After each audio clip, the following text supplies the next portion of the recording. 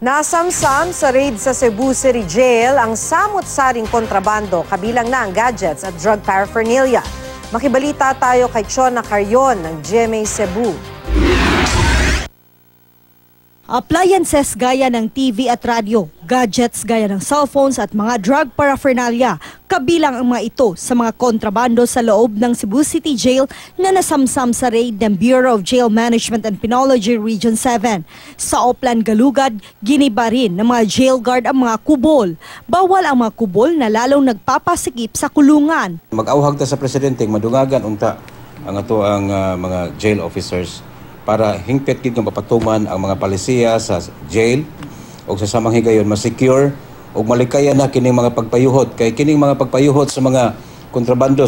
Ipinangako naman ng mga opisyal ng Cebu City Jail ang tuloy-tuloy na pagsasaayos sa kulungan. Una nang tinaasan ang pader sa pagitan ng City Jail at Youth Crisis Center na Operation Second Chance. Ginawa ito para maiwasan ang pakikipag-usap ng mga preso sa mga kabataang nasa center o kaya'y sa mga tao sa labas. Noong nakaraang buwan lang, nagsagawa rin ng Oplan Galugad ang BJMP Region 7 sa naturang Youth Crisis Center kung saan maraming sigarilyo ang nakumpiska. Inihagis raw ito mula sa labas dahil mababa noon ang bakod.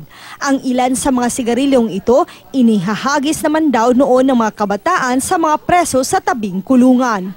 Chona Carrion, Nagbabalita, Pilipinas.